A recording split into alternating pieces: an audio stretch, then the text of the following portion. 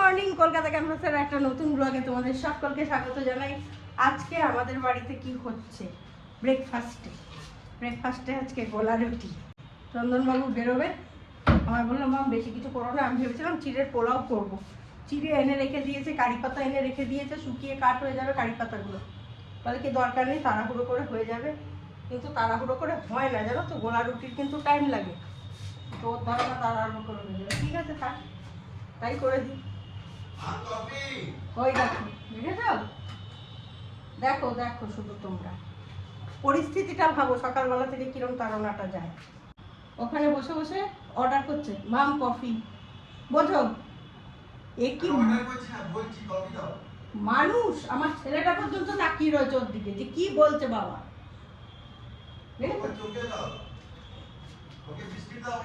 কিরকম অবস্থাটা ভাবো শুধু। সব লোকজন নিয়ে সংসার ধর্ম আর ভালো লাগছে না, জানো তো। আজকে সকালবেলা উঠে আমি একটা বৃদ্ধাশ্রমের খোঁজ পেয়েছি, চলে যাবো।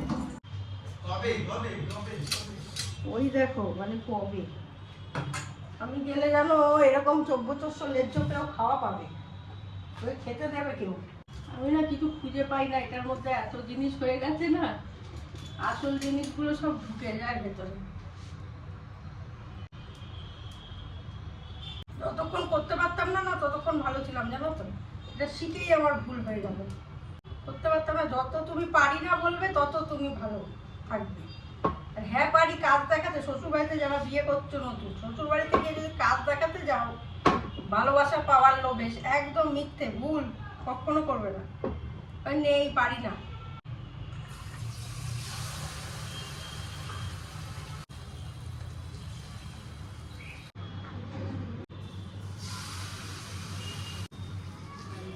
এই যে গোলা রুটি কমপ্লিট, সাথে কফিও কমপ্লিট, ঠিক আছে। হোটেল সার্ভিস কিন্তু ফাটাফাটি, হেভেন নেই, সার্ভিস ফাটাফাটি।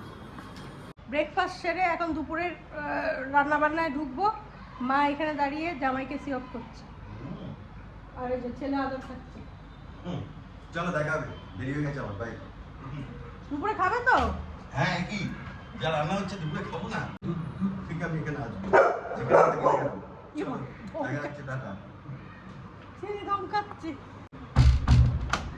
ব্যাস। ফ্যানটা বন্ধ করে অকারণে ফ্যান চলে লাভ নেই, তাই না? জল খা, জল খা, জল খা। দেখো খাওয়ার অরুচি হয়েছে, জানো তো, আবার গরমকাল পড়ছে না, আবার ভুলেছে কিছু। ওই দেখো, বললাম না ভুলেছে কিছু, ভুলে গেছি। 17 বার আসবে এরকম, দেখবে এবার কি ভুলে যায়। 4টে জিনিস বাজার থেকে আনতে দিই, সেটাও সে ভুলে যায়। বলে কি আমাকে লিখে দাও। লিখে দেওয়ার কি আছে বলো তো? জল ছাড়া আরেকজন কিচ্ছু খাচ্ছে না, শুধু জল খাচ্ছে। ভাত গুটিয়ে গাতিয়ে তাকে কোনো রকমের খাওয়ানো হচ্ছে, জানো। আমার ভাত হয়ে গেল। বাজার থেকে আজকে কি এনেছে দেখাই, যার জন্য দূর থেকে খেতে আসবে ও।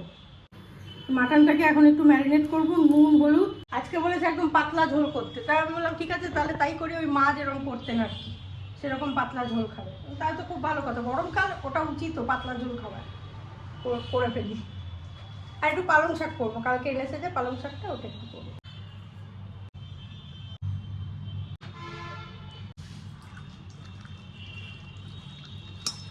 হয়ে গেল, আমার কাটাকুটিগুলো করে ফেলি। বটি দিয়ে করবো আজকে।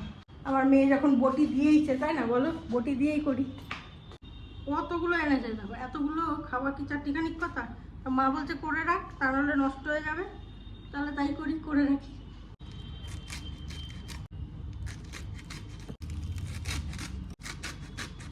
এই শাকটা না আমি 5 ফোড়ন দিয়েই করি, জানো, বেশ ভালো লাগে। এই যে আলু আর বেগুন দিয়ে 5 ফোড়ন দিয়ে খেতে বেশি টেস্ট লাগে আমার। শুকনো লঙ্কা আনতে বলেছিলাম, আনেনি সম্ভবত। কি গো, শুকনো লঙ্কা এনেছো? দেখো গল্পটা দেখো, তোমাদের সামনেই করছি গল্পটা, লিখে দিয়েছি কিন্তু হোয়াটসঅ্যাপে। হ্যাঁ দেখছো, আমার রান্না বসে থাকবে, চিন্তাটা করো এইরকম জ্বালায়। আবার এদিকে বলবো কি লিখে দাও, হোয়াটসঅ্যাপে লিখে দাও, না হলে আমার মনে থাকে না। কি ওর ঢপের মনে থাকে আমাকে বলো, সেটা করতে আমার, জানো, আর ভালো লাগে না।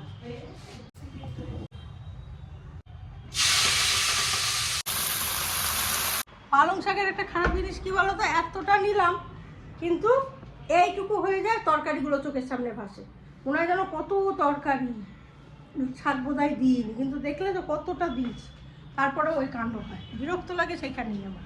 কিছু কিছু এরকম জিনিস আছে যে একদম শুকিয়ে এইটুকু হয়ে যায়, যখন করি তখন মনে হয় বাবা কতটা,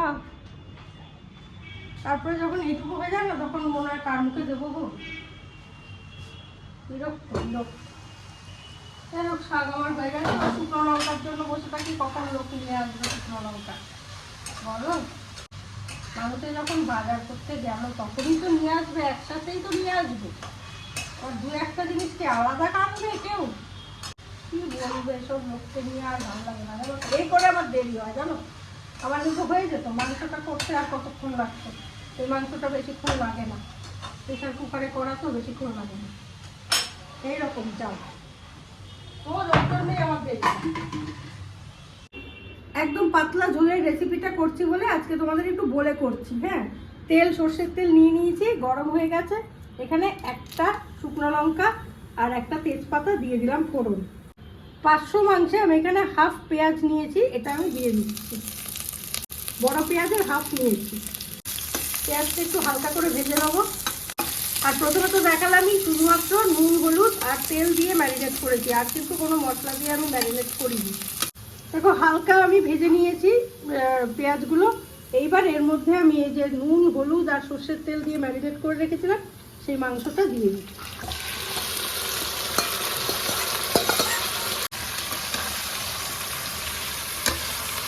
এটা খুব বেশিক্ষণ ম্যারিনেট করে রাখতেও হয় না, আমার হাতে সময় ছিল তাই জন্য বেশ কিছুক্ষণ রাখলাম, কিন্তু দরকার পড়ে না।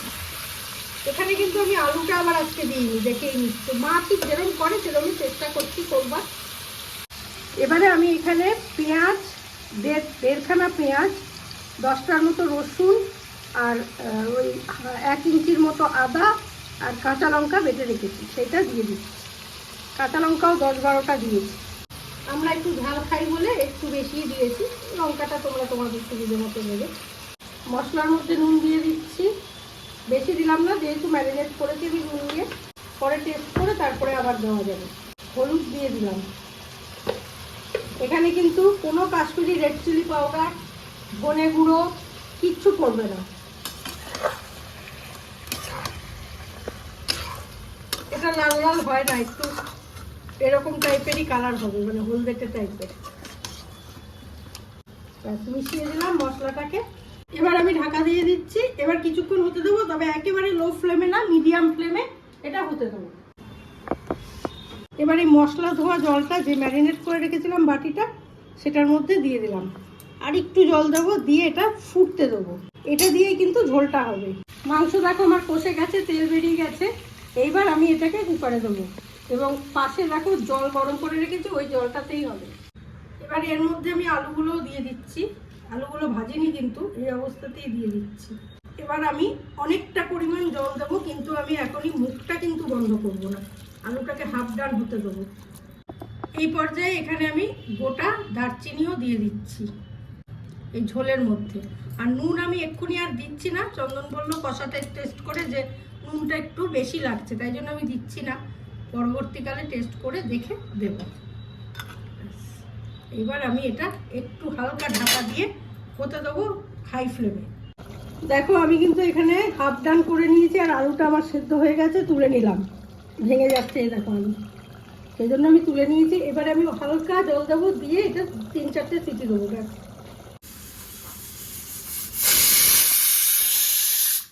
পুজো স্নান সব কমপ্লিট করে, মানে রান্না সেরে পুজো করে, স্নান করে পুজো করে যা আজকে আমার দেরি হয়েছে সেটা বলছি না আমি লজ্জায়, বুঝলে।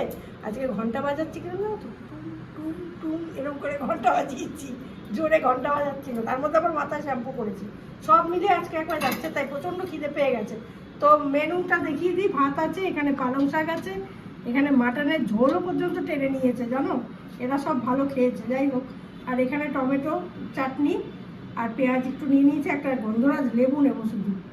তো বিভৎস খিদে পেয়ে গেছে, আর দেরি করলে, সেই লেট করলে দেরি হয়ে যাবে মতো অবস্থা। দেখেছো আকাশের অবস্থা, গেছে ঢলে গেছে, ঢলে যেতে যেতে না ঢলে গেছে পুরো প্রায়। খেয়ে দিয়ে উঠেই সন্ধে দেবো, আজকে আবার এতটাই দেরি হয়েছে, ভাবা যাচ্ছে না। তো তো যাই হোক, ভিডিওটা আমি এখানেই শেষ করে দিচ্ছি আজকে। যদি ভালো লাগে লাইক শেয়ার কমেন্ট করো। নেক্সট ব্লগ নিয়ে আবারও আসছি, ততক্ষণের জন্য সঙ্গে রাখো, দেখতে থাকো। তোমাদের একান্ত প্রিয় পরিবার, কাছের পরিবার, সব্বার পরিবার, গজার পরিবার, কলকাতা ক্যানভাস। নাম ভুলে যাচ্ছি খিদের চোটে। চলো টাটা। আবার আমি এর মধ্যেই খুব শিগগিরই লাইভে আসবো।